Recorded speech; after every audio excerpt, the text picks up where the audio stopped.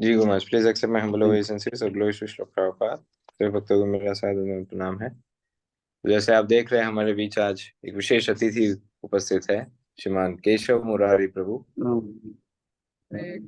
तो जो भक्त दिल्ली एनसीआर से है वे अधिक परिचित होंगे प्रभु जी से, लेकिन संक्षेप में प्रभु जी का हम इंट्रोडक्शन देना चाहेंगे। प्रभु जी इस्कॉन रोहिणी, क्योंकि दिल्ली में नया मंदिर बन रहा है जिसका कुछ महीनों में ही उद्घाटन भी होने वाला है। भव्य मंदिर है, वहाँ के प्रभु जी अध्यक्ष है। और साथ ही साथ आईसीसी कमेटी है इस्कॉन की, जहाँ पर पूरे भारत के सारे मंदिरों के अध्यक्ष उसमें भाग लेते हैं। उस कमेटी के, उस बॉडी के प्रभु जी सेक्रेटरी भी है। और साथ ही में आईबीएसी भी एक बहुत ही महत्वपूर्ण बॉडी है। ये सारी इस्कॉन मैनेजमेंट की कमिटीज है, तो उसके भी प्रभु जी महत्वपूर्ण सदस्य है। और साथ ही में कांग्रीगेशन और यूथ प्रीचिंग में काफी पारंगत है प्रभु जी। तो आज हमारा परम सौभाग्य कि हम प्रभु जी का संग सानिध्य प्राप्त होने जा रहा है। And Keshav Murari Prabhu, quickly just for your introduction, since you have come for the first time on this platform, तो पिछले 5 वर्षों से प्रभु जी ये जूम प्लेटफॉर्म या महाराज जी तो इसे जूम मंदिर ही कहते हैं। तो ये मंदिर केवल 3 घंटों के लिए खुलता है सुबह 5:30 से लगभग 8 बजे तक। तो प्रत्येक दिवस we chant with Maharaj from 5:30 till 6:45 6:45, and then 6:45 से 7:15, sometimes 7:30 तक various speakers comes and delivers a spiritual talk. And लगभग we have 2 IDs, so इसमें लगभग when both the IDs go full तो around 3,500 4,000 devotees जितने participants होते हैं, because we don't consider one participant as one joinee, because कहीं पे families है, कहीं पे temples है, पूरे आश्रम से join करते हैं, base join करता है, काउंसलिंग ग्रुप्स ज्वाइन करते हैं। So that's how we have calculated estimated this number. तो अभी ऑलमोस्ट 2 आईडी मिला के हमारे 1,500 पार्टिसिपेंट्स हैं। So around 3,000 devotees are eagerly waiting to hear from you प्रभु जी। तो सभी भक्तों से अनुरोध है, थोड़ा नाम जप को विराम दे दीजिए और ध्यान पूर्वक केशव मुरारी प्रभु का संग सानिध्य प्राप्त करने तैयार हो जाइए। हरे Krishna. Hare Krishna. First of all, I would like to offer my prayers and pranams to lotus feet of His Holiness Loknath Swami Maharaj, who has such a nice drive of Japa drive started, and approximately 3-4 years has happened, 5 years. And second pranams to everyone who comes and join this program and chants every day with Maharaj and other senior devotees. So this is my very good privilege that I'm being invited here. And I'm not that much qualified, but still, as Maharaj knows me, and he says that you are qualified, so he made me qualified to speak something. So, Prabhuji, this talk will be in Hindi, English? Hindi Hindi प्रभु जी। Hindi, okay okay. So जैसे कि हम सब जानते हैं कि हम सब लोग जिस माहौल से पले बड़े हैं, जिस वातावरण से आ रहे हैं, भारत जैसे देश में, जहाँ पर धर्म को लेकर लोगों के अंदर जिज्ञासा भी रहती है, धार्मिक रिचुअल्स को फॉलो करने की लोगों के अंदर कुछ ना कुछ इच्छाएं भी रहती हैं। और हम ये भी देखते हैं कि हम लोग भी, माता पिता भी कुछ ना कुछ रिचुअल्स करते थे। लेकिन एक बहुत बड़ी क्रांति हुई ऐसी भक्तिवेदांत स्वामी प्रभुपाद जी के द्वारा, और उस क्रांति के द्वारा हरे कृष्ण महामंत्र इंट्रोड्यूस किया गया पूरे विश्व भर में। और कहीं ना कहीं हम लोग जो वैसे कोई क्वालिफिकेशन नहीं रखते, केवल एक रखते हैं कि भारत में पैदा हुए, और जो प्रभुपाद और प्रभुपाद के डिसाइपल्स थे उन्होंने हम लोगों को जागृत किया। जीव जागो गौर चांद्र बोले, कतो निद्रा जाओ माया पिशाचीर बोले, कि हम सब लोग सो रहे थे, और ऐसा सो रहे थे कि सोने की एक्टिंग कर रहे थे, है ना। धर्म के नाम पर हम लोग कुछ ना कुछ रिचुअल्स करते थे, लेकिन किसी भी चीज को ज्ञान के साथ नहीं करते थे। ये तो इस्कॉन का और उनके सन्यासियों का जो हमें आभार प्रकट करना चाहिए कि उन लोगों ने हमें जागृत किया और समझाया कि किस प्रकार जीवन का लक्ष्य कुछ और है, आहार निद्रा भय मैथुन नहीं है। और ये समझने के नाम जब भी शुरू किया। अब हम ये देखते हैं कि दो तरह की लाइफ हमारे इर्द गिर्द चलती है। मटीरियलिस्टिक लोग जो हैं, उनका पूरा का पूरा जीवन जो है भोगों की तरफ रहता है, अधिक से अधिक पैसा कमाना और उसके द्वारा अपने आप को सिक्योर करना, अपनी फैमिली को सिक्योर करना और नाना प्रकार के भोग करना, चाहे वो इस देश में करें चाहे दूसरे देशों में जाकर करें। और इसी चीज का दिखावा वो लोग करते हैं रिश्तेदारियों में, फ्रेंड सर्कल में, और इसी को सक्सेस भी मान बैठे हैं। इसलिए सारा का सारा बर्डन आजकल के युवाओं पर आता है, बच्चों पर आता है। वो भी क्योंकि पेरेंट्स चाहते हैं कि बच्चे जो हैं इंजीनियरिंग करें, डॉक्टर बने, चार्टर्ड अकाउंटेंसी करें, एमबीए बने, क्योंकि इन सारी फील्ड्स में पैसा बहुत है। और जब बच्चा पैसा कमाएगा तो उसका लाइफ सिक्योर होगा, उसका फ्यूचर सिक्योर होगा, उसकी शादी अच्छी जगह होगी और बड़ी धूमधाम से डाइवोर्स लेगा। सारे कहने का मतलब आजकल तो ये भी हो रहा है, क्योंकि जो लोग बहुत अधिक धन के पीछे भागते हैं, संस्कार पीछे छूट जाते हैं। और जहाँ संस्कार पीछे छूट जाते हैं, तो ऐसे लोग जब विवाहित जीवन में भी आते हैं, लेकिन आते हैं केवल रूप रंग देखकर या सैलरी के पैकेजेस देखकर, तो ऐसे में बहुत ज्यादा दिन तक साथ रहना भी मुश्किल हो जाता है। फिर भी हम देखते हैं कि हमारा पूरा समाज, एक बहुत बड़ा चेंज आया है पिछले 150-200 सालों में, जब से इंडस्ट्रियलाइजेशन शुरू हुआ।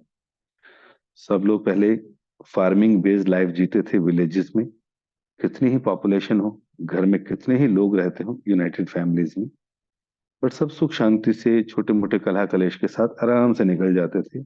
भक्ति भजन कर कर, बड़ों का डर रहता था, घर में शाइनेस रहती थी, रिस्पेक्ट रहती थी, और लोग बड़े बुजुर्गों से संस्कार सीखकर, वैल्यू सीखकर, भक्ति करते हुए आगे बढ़ते थे।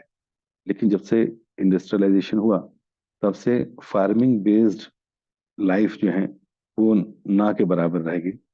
विलेजेस से लोग शहरों की तरफ मूव कर गए, शहर ओवर पॉपुलेटेड हो गए, ओवर पॉल्यूटेड हो गए, और इस वजह से लाइफ स्पैन जो है लोगों का वो धीरे धीरे घटने लगा। लेकिन इस बीच, क्योंकि इंडस्ट्रीज में नाना प्रकार की जॉब्स क्रिएट की गई, इंडस्ट्रीज में नाना प्रकार के प्रलोभन दिए गए सेंस एंजॉयमेंट के, तो सबको यही लगा success mean to get a good job with high pay scale and a small nuclear nice family in a sky with 2 BHK or 3 BHK with 1 or 2 cars। और बच्चे भी ऐसे स्कूल्स में जहां पर अच्छे से अच्छा पैसा दिया जाता हो। तो सारा का सारा शहरी जीवन पैसों के इर्द गिर्द घूमता है, और इसलिए सब लोग कृष्ण चेतना में न रहकर पैसे की चेतना में रहते हैं। जैसे भक्त लोग पूरा जीवन यही सीखते रहते हैं कि किस प्रकार कृष्ण को जीवन का आधार बनाएं, क्योंकि कृष्ण से ही हमें सब कुछ मिलना है या मिलता है। उसी तरह मटेरियलिस्टिक लोग जो हैं, वो पैसे को ही जीवन का आधार मानते हैं और उसी से सुरक्षा, उसी से भोग, उसी से रिलेशन, उसी से कंफर्ट्स खरीदते हैं। तो एक तरफ है कृष्ण और एक तरफ है माया, या जिसे कहें धन। कई लोग बोलते हैं कलयुग है, हम कहते हैं धन युग है मटेरियलिस्टिक लोगों के लिए। उन्हें पूरी तरह यकीन है धन ही उनकी रक्षा करेगा, इसलिए परिवारों में भी बहुत ज्यादा लोग धन की तरफ ही आकर्षित रहते हैं। और जब हम कहते हैं कि जब करो जब करो जब करो, जैसे प्रभुपाद जी कहा करते थे कि एक लेडी ने अपने हस्बैंड को बोला please chant chant chant, and his husband says can't can't can't, I can't जब।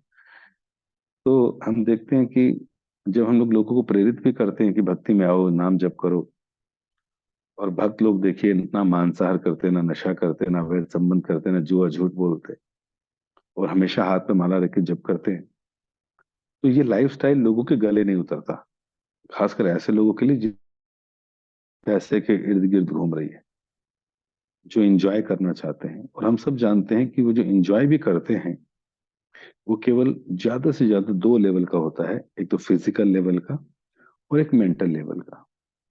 95% लोग फिजिकल और मेंटल लेवल के ही सुख ढूंढ पाते हैं संसार में। फिजिकल लेवल में हो गया खाना पीना भोग इत्यादि, मेंटल लेवल पर हो गया मनोरंजन, चाहे घूमकर, चाहे टीवी या सोशल मीडिया के द्वारा। तो इस तरह से हम देखते हैं केवल इन्हीं दो भोगों की तरफ लगे रहते हैं, और बाद में फ्रस्ट्रेशन भी होती है, लेकिन माया की द्वारा इतनी कि लोग फिर से माया में ही पड़े रहते हैं। कई बार कहा जाता था कि जब लोग खूब भोग कर लेते हैं या खूब फ्रस्ट्रेटेड हो जाते हैं तो फिर कृष्ण चैतन्य की तरफ आते हैं। लेकिन आजकल ऐसा नहीं रहा। माया के द्वारा इतनी वैरायटीज दी जा रही हैं भोग की, एक भोग को छोड़कर उससे फ्रस्ट्रेटेड होकर फिर दूसरे भोग की तरफ चला जाता है, फिर दूसरे भोग से फ्रस्ट्रेटेड होकर तीसरे भोग या दूसरी कंट्री में चला जाता है। तो कहने का मतलब है कि जीव की जो आशा थी कि वो आएगा फ्रस्ट्रेटेड होकर, अब वो भी नहीं रही, क्योंकि वैरायटी बहुत है माया के पास। लेकिन हाँ, जो ये लोग केवल केवल धन के पीछे भाग रहे हैं, कई बार भक्त भी उनसे इन्फ्लुएंस हो जाते हैं। जब लोग नाम जप करते हैं या भक्तों के संग में रहकर भक्ति में आते हैं और ज्ञान के द्वारा सारी भक्ति के नियमों का पालन करते हैं, शुरुआती सालों में बहुत उत्साह रहता है, बहुत खुशी होती है। और इस चेंज को लाना कि मनी की जगह कृष्ण को रखना, इसमें थोड़ा टाइम भी लगता है। लेकिन इस संघर्ष के जीवन में भी कई बार लोग दोनों नामों पर पैर रखकर चलते हैं। उन्हें लगता है कि भौतिक सुख भी मिलते रहे, इंजॉयमेंट भी होता रहे, मेरा स्टेटस, मेरी सक्सेस भी बढ़ती रहे, और हरि नाम लेकर मैं भक्ति भी करता रहूं और मैं आगे बढ़ता रहूं और कृष्ण मुझे प्रेम करने लग जाए। ये हम सब जानते हैं कि हमने हृदय कहाँ कहाँ और कितना कितना बांटा है, कितना अपने हृदय को डिवाइड कर रखा है। लेकिन बताया जाता है कि जब तक हृदय 100% कृष्ण चेतना में नहीं आएगा, कृष्ण के स्मरण में नहीं आएगा या हरि नाम के ऊपर नहीं टिकेगा, तब तक ये जो सांसारिक या दूसरी जो हमने नाव में पैर रखा हुआ है, उसको हम सफलता नहीं बोल पाएंगे। इसलिए जो संघर्ष है हमारा, स्विच करना है जो मटेरियलिज्म से स्पिरिचुअलिज्म की तरफ, उसका केवल एक ही ब्रिज है, और वह है हरि नाम का ब्रिज। हरे कृष्ण महामंत्र का स्ट्रिंग जो है, जब तक इसको स्ट्रांगली हम लोग नित्य प्रति जप नहीं करेंगे, हरे कृष्ण कृष्ण कृष्ण हरे हरे, हरे राम राम राम हरे हरे, इन 16 शब्दों में संसार के सारे सुख हैं। इन 16 शब्दों में संसार के सारे संबंधों का सुख है। इस 16 शब्दों में पूरा का पूरा वृंदावन समाहित है। इन 16 शब्दों में ही नवदा भक्ति के सारे अंग समाहित हैं, उसके फल समाहित हैं। इन हरे कृष्ण महामंत्र के 16 शब्दों में ही श्रद्धा से लेकर भगवान से प्रेम तक की क्वालिफिकेशन समाहित है।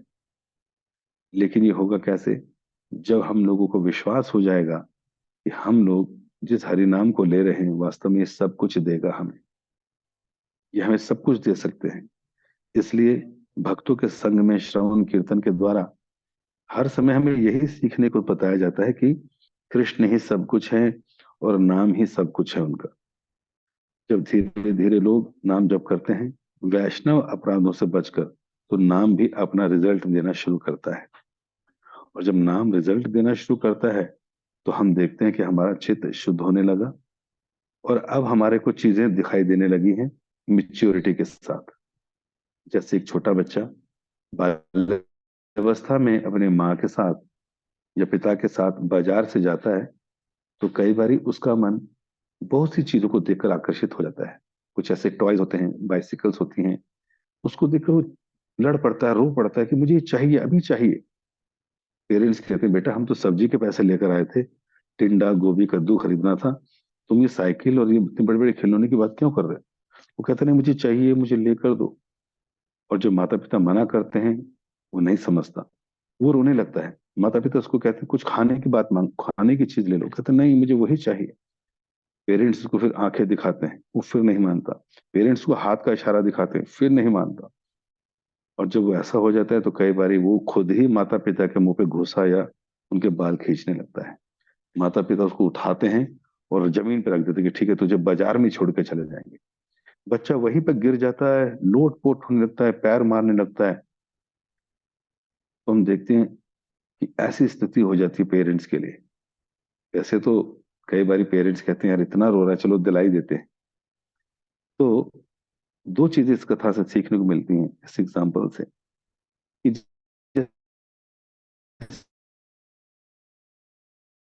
और उसको उसके अलावा कुछ नहीं चाहिए, फाइनली पेरेंट्स दे देते हैं। वैसे हमें तो मारपीट करके नहीं लेना, लेकिन दृढ़ता वैसी होनी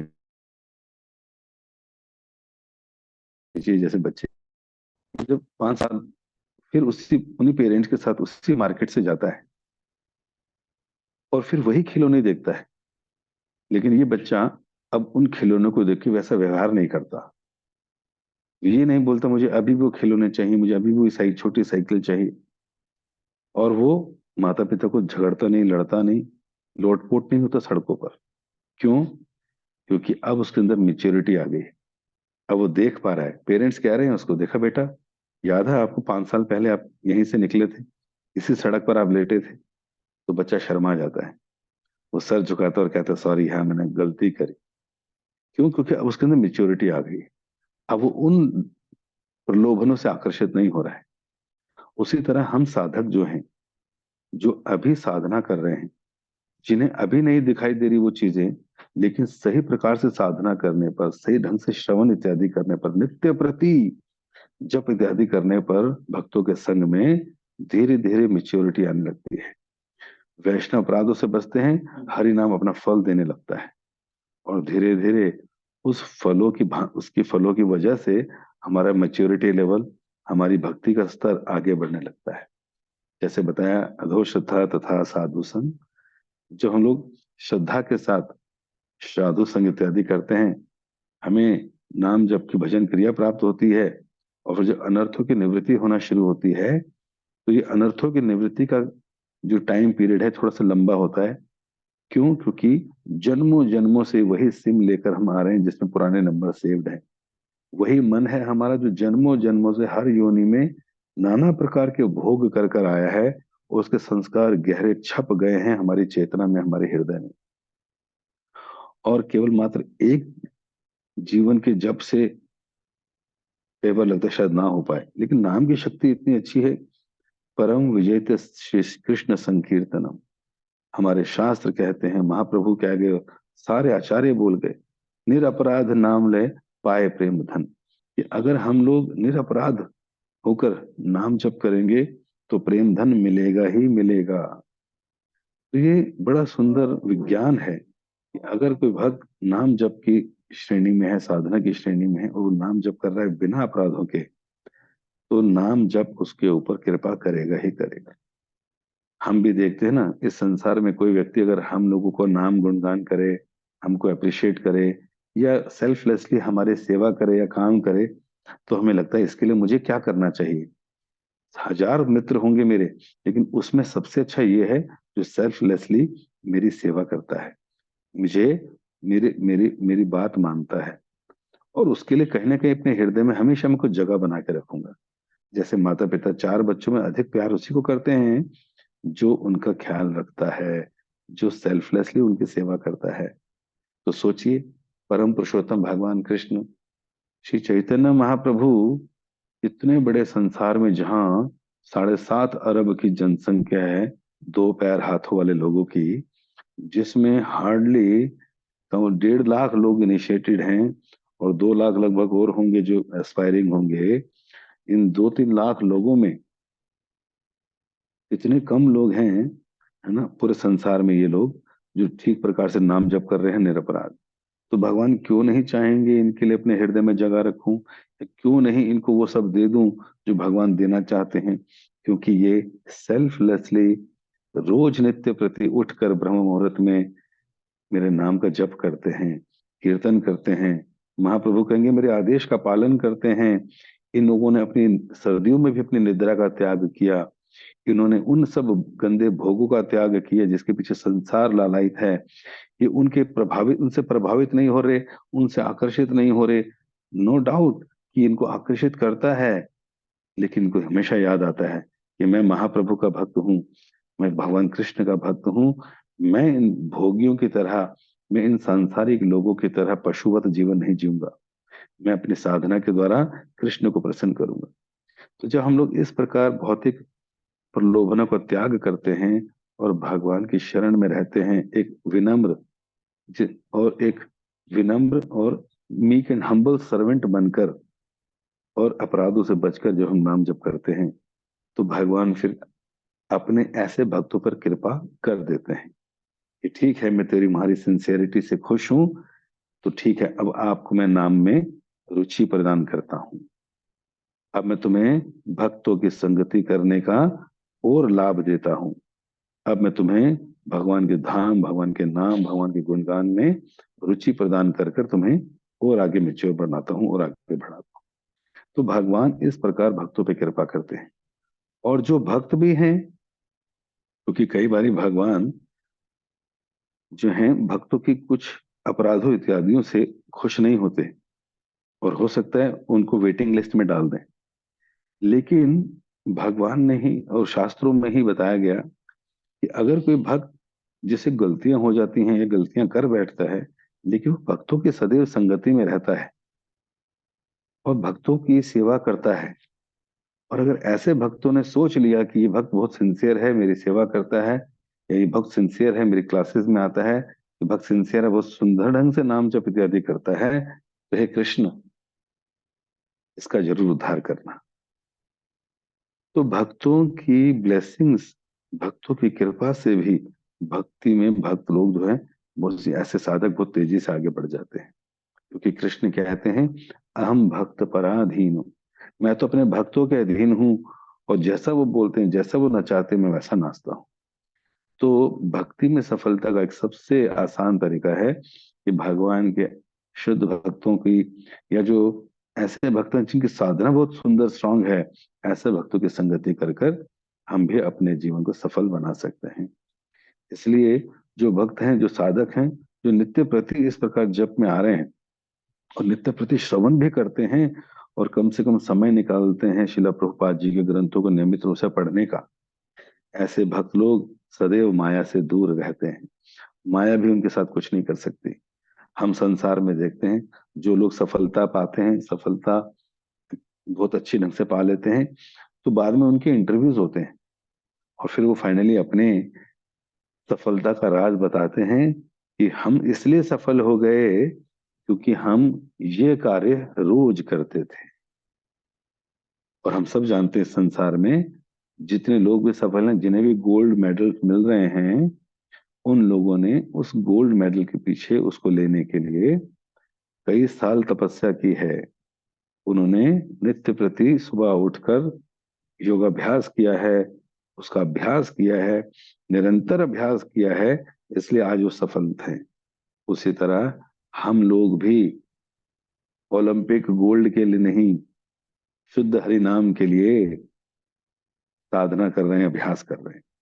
नियमित रूप से अगर उठते रहे, बार बार प्रैक्टिस करते रहे, तो निश्चित रूप से सफलता निश्चित रूप से मिलेगी। सांसारिक सफलता जो भोग विलास की तरफ ले जाती है, और लोग उसी से अपने आप को आइडेंटिफाई करते हैं, अपने स्टेटस को ब्रांडेड से अपने आप को आइडेंटिफाई करते हैं, ये झूठा जो प्रलोभन है, इससे कभी भी आकर्षित नहीं होना चाहिए। भक्तों को सिंपल सरल रहना चाहिए, और बहुत ज्यादा सांसारिक चीजों के प्रति नहीं पढ़ना चाहिए, क्योंकि उसमें हमारी चेतना बहुत लग जाती है। व्यक्ति को चाहिए कि जितना जल्दी भगवान को समर्पित होगा, जितना ज्यादा नाम जप इत्यादि करेगा, किताब प्रभुपाद की पुस्तकों को पढ़ेगा, उसकी चेतना जो है निश्चित रूप से शुद्ध हो जाएगी।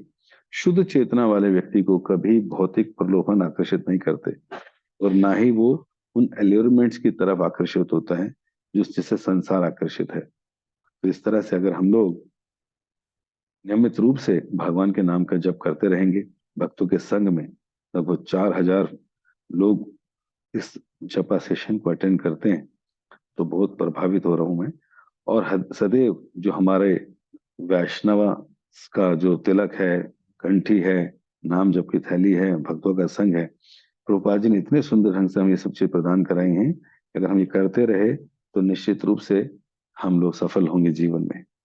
और दूसरी बात, कई लोग मुझे ऐसा भी बोलते हैं कि प्रभु जी, ये मंत्र बहुत बड़ा है, थोड़ा छोटा नहीं कर सकते क्या?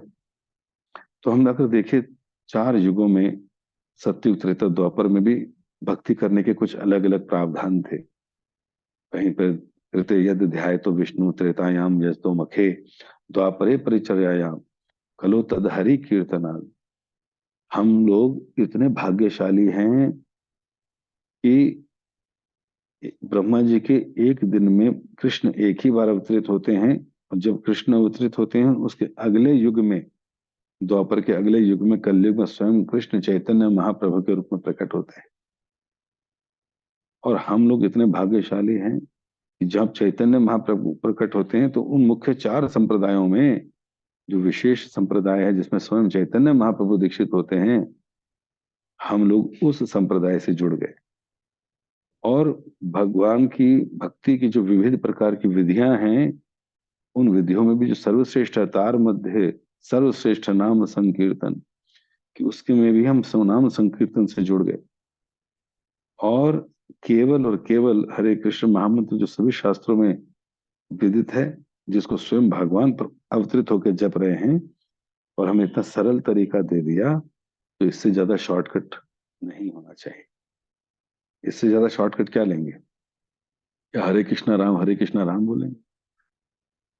हरे कृष्ण महामंत्र का उद्देश्य है जपने का कि हम लोग नियमित रूप से कृष्ण की चेतना में रहें। तो ये छोटा या बड़ा नहीं कर सकते, जो मंत्र दिया है वही करना है, और 16 माला तक भी नहीं टिकना है। भक्तों को इसको भी और अधिक जपना है, क्योंकि 24 घंटे हमें कृष्ण की चेतना में रहना है। अगर मंत्र और छोटा कर दिया तो तुम आज 15 मिनट में नाम जप करके बैठ जाओगे आराम से।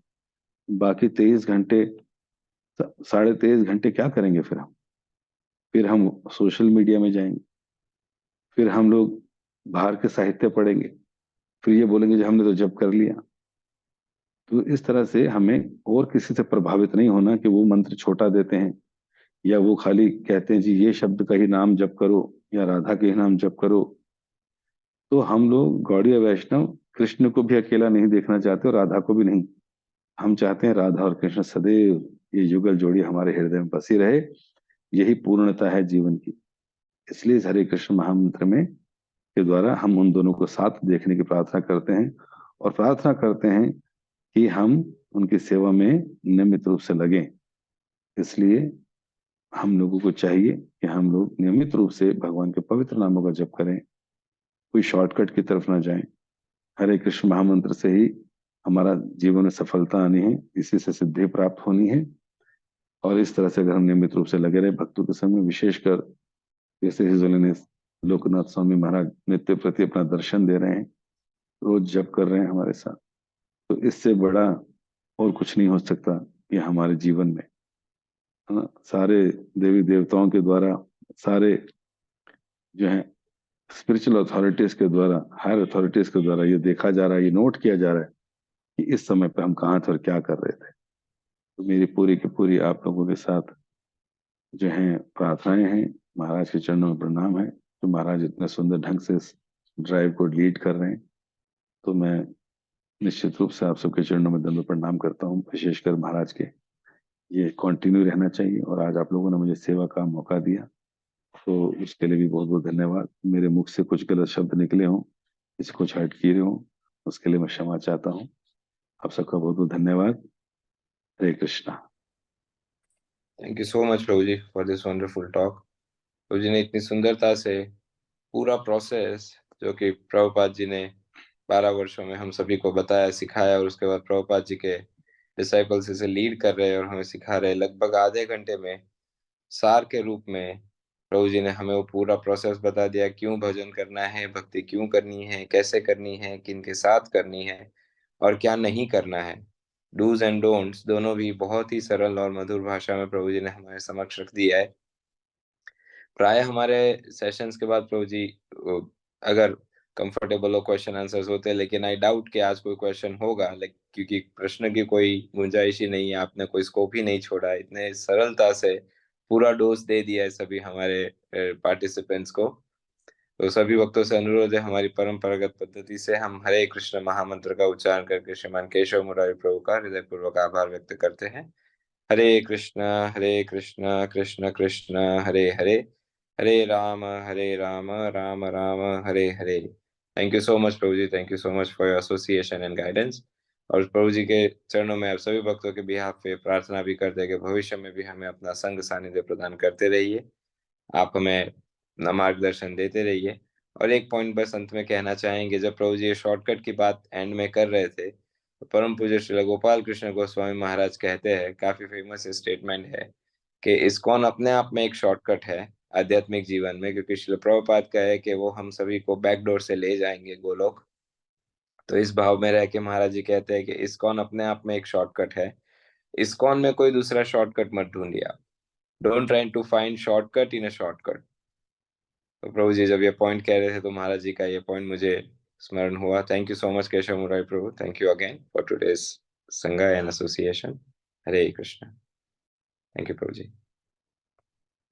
एक छोटा हरे सा कृष्ण। अनाउंसमेंट है हमारे जूम के डिवोटीज के लिए, आज गुरु महाराज जी के द्वारा ठीक 7:45 इसका ध्यान रखिए, 7:45 नॉर्मल टाइम नहीं है, नॉर्मल भागवतम टाइम 8:15 होता है इस्कॉन में, पर 7:45 महाराज जी के द्वारा श्रीमद् भागवतम क्लास दिया जाएगा श्री श्री राधा गोविंद देव मंदिर में, इस्कॉन अहमदाबाद में। तो जो भक्त वहाँ है, उपस्थित है, वे जरूर उसे अटेंड कीजिए।